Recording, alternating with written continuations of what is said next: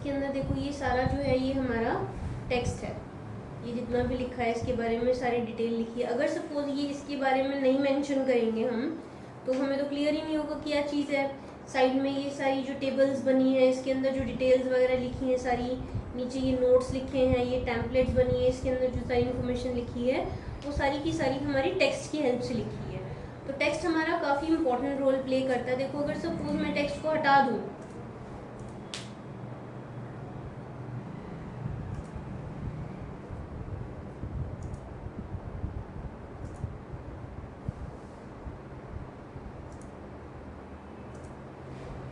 मैंने टेक्स्ट हटा दिया तो ड्राइंग कितनी इनकम्प्लीट सी लग रही है, कुछ समझ में ही नहीं आ रहा कि क्या चीज़ है क्या नहीं है।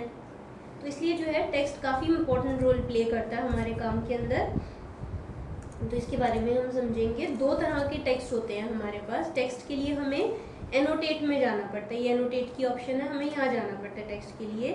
तो हमारे पास दो तरह के टेक्स्ट हैं, सिंगल लाइन टेक्स्ट और multi line text. Single line text को हम डायनेमिक टेक्स्ट भी कहते हैं और इसके लिए शॉर्टकट होता है DT। मल्टी लाइन टेक्स्ट को हम पैराग्राफ टेक्स्ट भी बोलते हैं और इसके लिए शॉर्टकट होता है MT। दोनों के बीच में ये डिफरेंस है कि जब हम सिंगल लाइन टेक्स्ट से कुछ लिखते हैं तो उसके अंदर हर एक लाइन जो है वो अलग अलग सेलेक्ट होती है और हर एक के अंदर आप अलग अलग चेंजेस भी कर सकते हो। बट जब हम मल्टी लाइन या पैराग्राफ टेक्स्ट से कुछ लिखते हैं तो वो पूरा एक पैराग्राफ के जैसे एक्ट करता है और पूरे के अंदर आप एक साथ चेंजेस भी कर सकते हैं।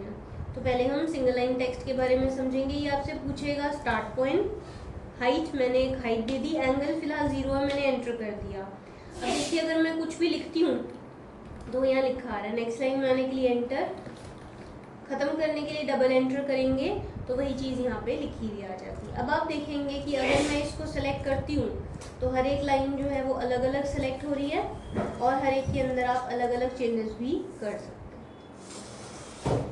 फिर से मैंने ले लिया single line text, start point दे दिया, हाइट दे दी, एंगल इस बार कुछ और दे दिया तो ये चीज़ एंगल पे लिखी हुई आ जाएगी। अब इसमें हमारे पास ऑप्शंस भी आती हैं, जैसे हमने यहाँ से लिया तो हमारे पास दो ऑप्शंस हैं, जस्टिफाई एंड स्टाइल।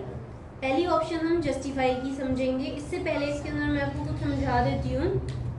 सपोज मैंने कुछ टेक्स्ट लिखा, कुछ भी लिखा मैंने, इसके अंदर ये वाला जो पॉइंट है ये टेक्स्ट का मिडल है, ये सेंटर है, ये लेफ्ट है, ये राइट है, ये टॉप है और ये बॉटम है।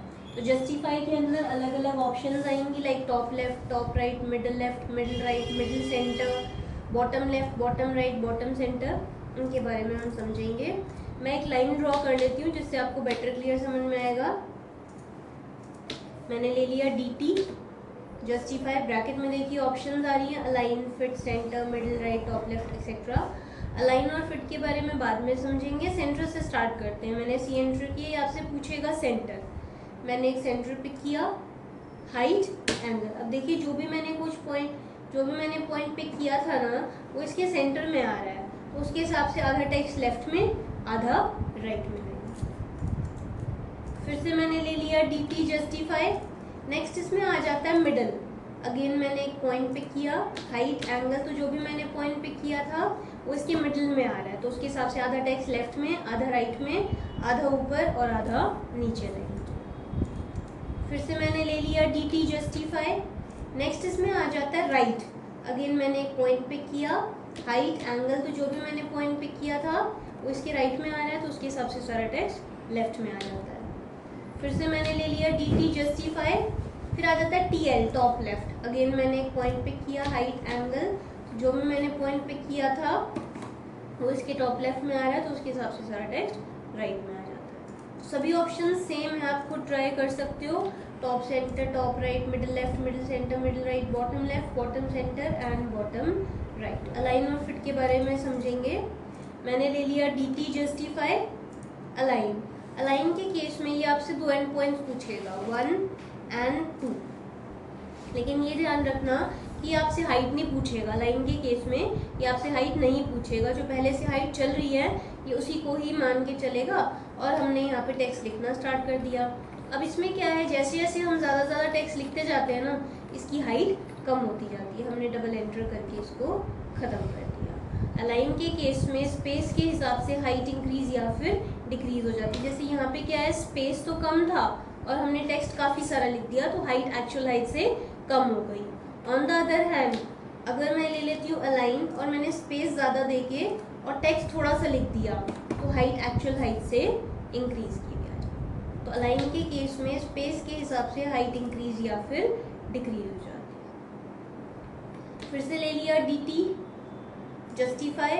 नेक्स्ट इसमें आ जाता है फिट। अगेन फिट में भी हम 2 एंड पॉइंट्स दे देंगे, लेकिन यहाँ पे हाइट पूछेगा, मैंने एक हाइट दे दी और वापस टेक्स्ट लिखना स्टार्ट कर दिया। अब इसमें क्या है, आप चाहे जितना मर्जी टेक्स्ट लिख लो, लेकिन उसकी जो हाइट है ना वो मेंटेन्ड है, ना ही वो कम हो रही है ना ही वो ज़्यादा हो रही है। हॉच पॉच हो गया, कुछ समझ में नहीं आ रहा, बट हाइट जो है वो मेंटेन्ड।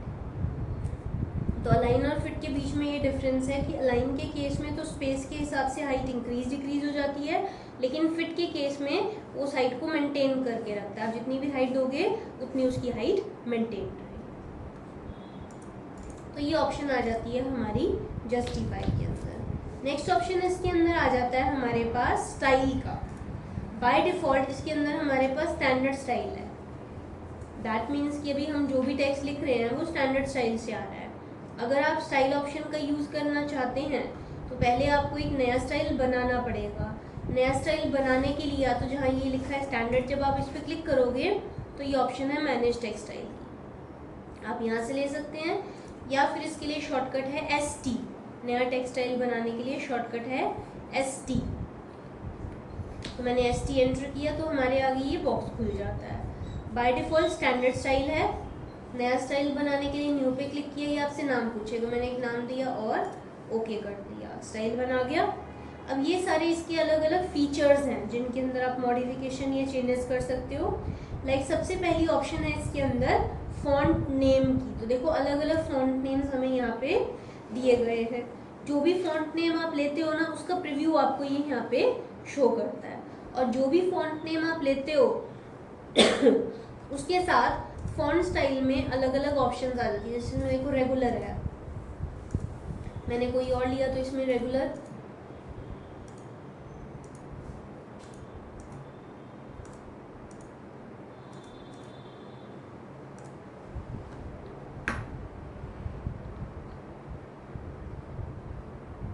इसमें देखो बोल्ड है, बोल्ड इटैलिक्स है और रेगुलर।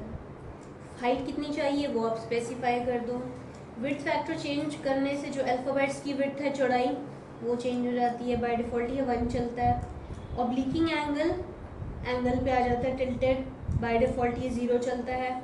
अपसाइड डाउन में ऐसे आ जाता है और बैकवर्ड में ऐसे आ जाता है। ये सब करके अप्लाई एंड क्लोज कर दिया।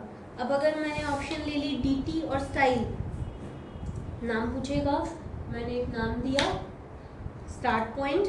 हाइट नहीं पूछेगा क्योंकि हाइट हम ऑलरेडी बॉक्स में दे चुके थे एंगल। अब देखिए जो भी मैंने कुछ लिखा तो वो यहाँ पे लिखा है।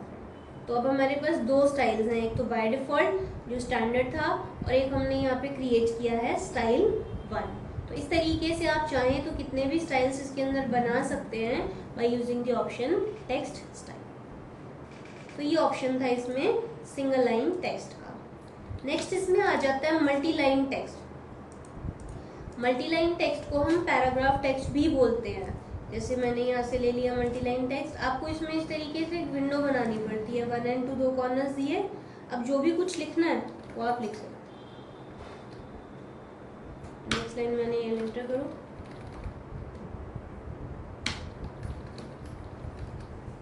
चेंजेस करने हैं तो आप इसे ड्रैग करके सिलेक्ट करो। मैंने इसका कलर बदल दिया।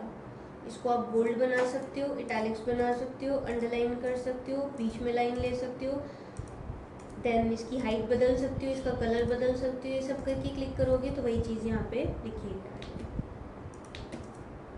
अब अगर मैं इसको सेलेक्ट करती हूँ तो ये पूरा एक साथ सेलेक्ट हो रहा है क्योंकि ये एक मल्टी लाइन टेक्स्ट है। फिर से मैंने ले लिया multi line text, first corner click किया। एक तो आपसे पूछता है अदर कॉर्नर, ये ब्रैकेट में कुछ ऑप्शंस आ रही हैं जैसे कि हाइट आप यहाँ से बदल दो, या फिर ये जो बॉक्स खुल के आता है यहाँ पे भी हाइट ऑप्शन है, आप यहाँ से भी बदल सकते हैं। फिर से मैंने ले लिया फर्स्ट कॉर्नर जस्टिफाई के अंदर सेम वही ऑप्शंस आ रही हैं जो ऑलरेडी हम सिंगल लाइन टेक्स्ट में कर चुके हैं। लाइन स्पेसिंग एटलीस्ट दिखा रहा है, मैंने एंटर कर दिया। 1x है, मैंने 2x टाइप करके एंटर किया। तो अब आप देखेंगे इन लाइंस के बीच की जो स्पेसिंग्स है वो इंक्रीज की आ जाएगी। फिर से मैंने ले लिया फर्स्ट कॉर्नर, रोटेशन, अगेन ये आपसे एंगल पूछेगा, मैंने एक एंगल दिया, एंटर और क्लिक किया तो ये चीज़ एंगल पे आ जाती है। फिर से मैंने ले लिया first corner, style, style again आप यहाँ से बदल दो, या फिर ये जो बॉक्स खुल के आता है यहाँ पे भी स्टाइल ऑप्शन है, आप यहाँ से भी बदल सकते हैं। फिर से मैंने ले लिया फर्स्ट कॉर्नर, विड्थ, जो भी विड्थ आप दोगे ना वो इस विंडो की विड्थ है, लाइक मैंने 10 दिया है तो यहाँ 10 दिखा रहा है, आप इसे ड्रैग करके भी कम या फिर ज़्यादा कर सकते हैं। क्लिक करेंगे तो वही चीज़ यहाँ पे लिखी है।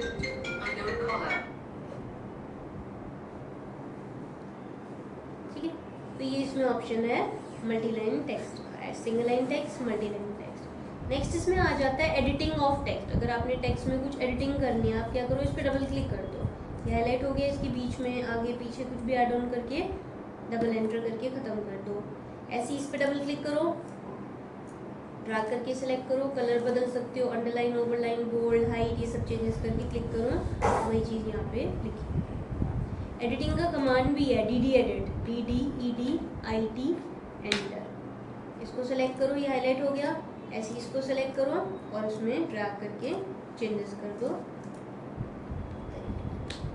अब आपने देखा कि जब हम मल्टी लाइन टेक्स्ट में एडिटिंग कर रहे हैं तो हम इसके बीच में मतलब सिंगल लाइन टेक्स्ट में एडिटिंग कर रहे हैं तो इसके बीच में आगे पीछे कुछ ऐड ऑन कर पा रहे हैं, लेकिन मल्टी लाइन के अंदर तो हमारे पास और काफ़ी सारी ऑप्शंस आ गई थी, हाइट, फॉन्ट स्टाइल, कलर वगैरह।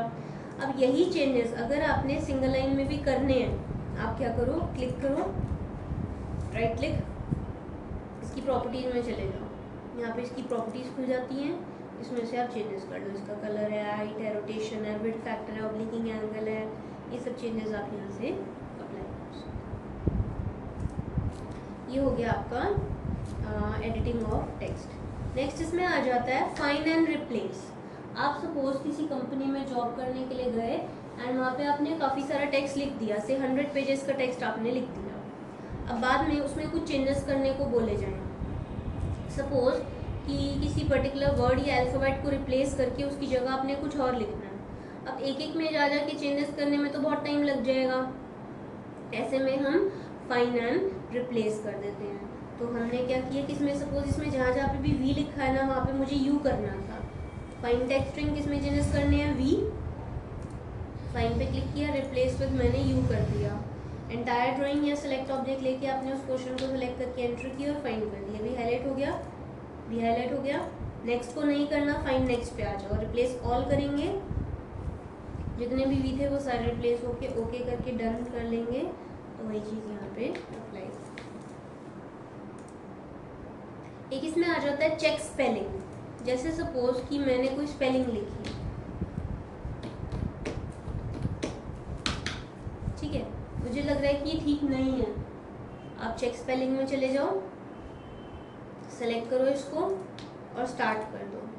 सजेशंस में करेक्ट स्पेलिंग दिखा देगा, आप चेंज करो और ओके करके क्लोज कर दो, तो वही चीज़ यहाँ पे अप्लाई। एक इसमें आ जाता है स्केल, सेलेक्ट ऑब्जेक्ट, एंटर, ये आपसे पूछेगा enter a base point option for scaling. इसमें से किसको बेस पॉइंट लेना है, लेफ्ट को, राइट को, सेंटर को, मिडिल को। सपोज मैंने लेफ्ट ले लिया तो लेफ्ट कॉर्नर तो यहीं कि ये फिक्स रहेगा। इसके रिस्पेक्ट में ये आपसे पूछेगा न्यू हाइट, मैंने सपोज 0.2 दे दी तो इसकी हाइट रिड्यूस होके 0.2 हो जाएगी। फिर से हमने लिया, इसको सेलेक्ट किया, एंटर। एक आ जाता है स्केल फैक्टर, सपोज मैंने स्केल फैक्टर 2 दे दिया अब ये 2 टाइम्स हो गया, 2 गुना हो गया, लाइक 0.2 था तो अभी 0.4 हो जाएगा। और एक इसमें मैच है, मुझे इसकी हाइट इससे मैच करनी थी, मैंने इसको सेलेक्ट किया, एंटर। मैच के लिए एंटर किससे मैच करना है, इससे, तो इसकी हाइट इसके बराबर।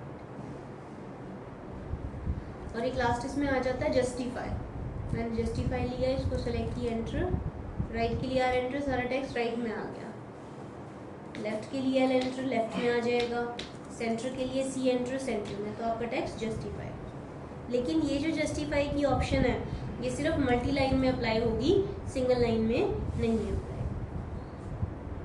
तो ये सारी ऑप्शंस आती हैं हमारी टेक्स्ट में कि किस तरीके से हम अपने काम के अंदर टेक्स्ट का इस्तेमाल कर सकते हैं। इसको आप ट्राई करके देखो टेक्स्ट के टॉपिक को, फिर आगे करें।